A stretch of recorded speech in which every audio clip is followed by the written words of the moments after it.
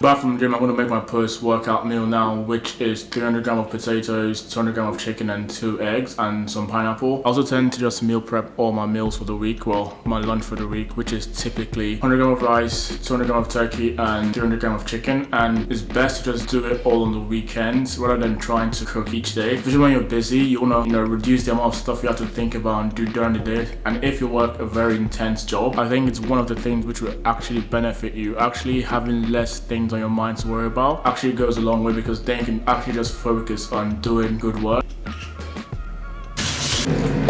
All done, so now you can see it, but that's my meal. 200 grams of chicken, 200 grams of potato and 2 eggs, and I have this almost every day. Well, every day apart from Saturday when I try and eat out, but it's still a healthy meal. But I always try and finish the eggs first and then the chicken and then the potatoes. I don't know why, I just rather get eggs out of the way. Sundays I try not to do a lot of work just because I actually want to recover for Monday, but I will log in and look at my emails, look at my task list and actually know what I'm going to start the day off with. So I'm going to actually look at my task list, look at my emails and actually put what I'm going to do in my calendar by time blocking, so that way I actually know what I'm going to start off tomorrow with. So once I get into work, straight out the tube, get my coffee, once I get to my desk, I know today I'm going to start off looking at this company, I'm going to start off looking at this presentation, so that way you actually skip 30 minutes or 1 hour you actually spend trying to decide what to start with.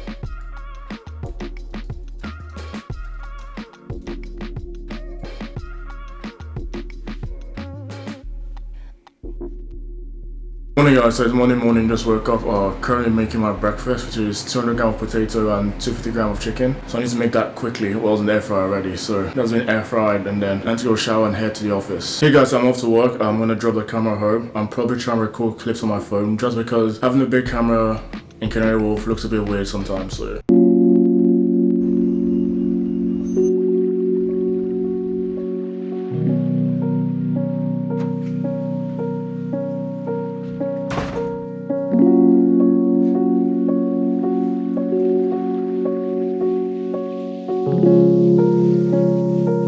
Hey guys, so I'm going to end the vlog here. It's almost 10:30 p.m. and this vlog is probably going to be 2 minutes, 3 minutes, 5 minutes. It's just because the whole day I'm literally stuck on my desk doing work, so there's not really much I can show you because obviously I can't film what I'm doing. Probably going to make this a week in a life vlog just so it's longer than 5 minutes and actually like maybe 8 or 10 minutes. There's been a lot going on in the markets. I mean, this week and last week and the previous weeks. HSBC buying SVB Bank for £1. Was it £1? £1. Credit Suisse having problems. So it's funny because when I was actually applying for jobs straight out of university, I wasn't applying to Credit Suisse, Santander, a lot of the European banks, just because I felt like the American banks were, I don't know, bigger, they would pay more of course, but also those were institutions where I was sure they would be here in 10 years. I'm not saying anything about European banks, but I went with the best bet and only applied to American banks. I think I applied to BNP, but they told me no, so I don't really care about them. But most of the other European banks I didn't really care about, and HSBC is not a European bank. I think a lot of people get this wrong. It's actually a Chinese bank. The main headquarters in China, most of the revenue is from China, so you need to understand it's not actually a European bank. But where am I going with this? When applying for jobs trying to university, easy to just,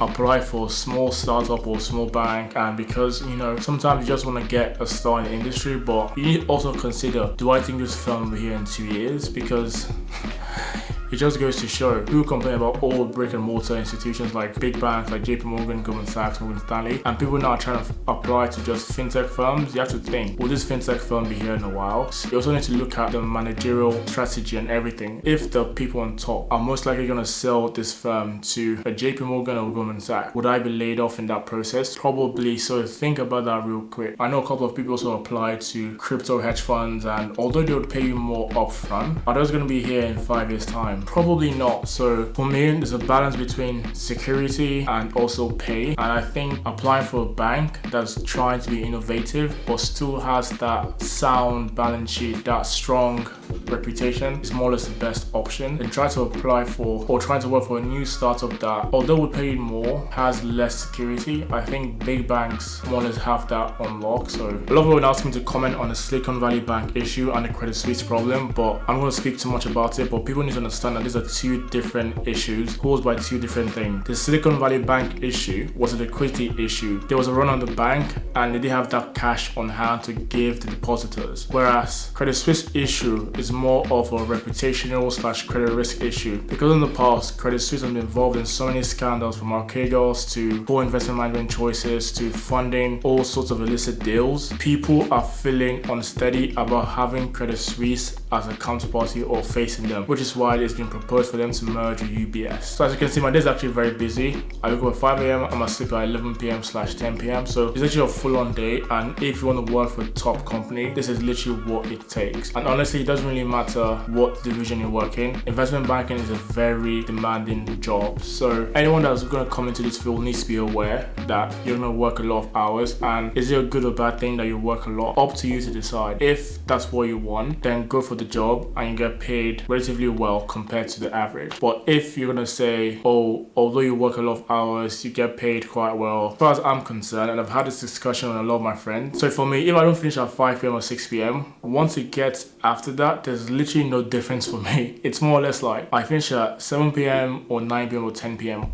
Honestly, there's not much difference. Or am I being delusional? I've convinced myself this. I don't think there's a lot of difference, because only difference would be I can watch one episode of a show or 3 episodes. I think as long as you sleep properly, then that's all that matters. And that's something I'm not willing to sacrifice. Although you can say I sleep at 10 p.m, wake up at 5 p.m, that's the amount of sleep I'm used to. So it's not that I'm sacrificing sleep to work for an investment bank. Once you start sacrificing sleep a lot, and obviously it's going to catch up to you. So that's something you shouldn't do. But the idea that you should finish work at 5 p.m. to make it okay doesn't really make sense to me, just because after work you plan on seeing family, friends maybe, but most of the time you're just going home to watch Netflix and use your phone. And if I can work for a company that, although you're going to finish late, you're compensated a lot more over the whole year, and based on that compensation you're going to be able to invest a lot more, which will compound. And in 10 years time, I mean, as long as you on the right path, really remember that you finish at 9 p.m. Will you regret it if you've invested your money properly? Probably not. But you that's working a job where you finish at 4 p.m, 5 p.m, you can work from anywhere, blah, blah, blah, blah. You're not going to be compensated as much, and there's nothing wrong with that. But you shouldn't try and put people down who are willing to work crazy hours. And maybe there's a case for saying no one should be willing to work 100 hours a week. Maybe, but everyone's drive is different. Everyone's characteristics are different. People are willing to work non-stop for a specific goal, and unfortunately, I fall into that category. So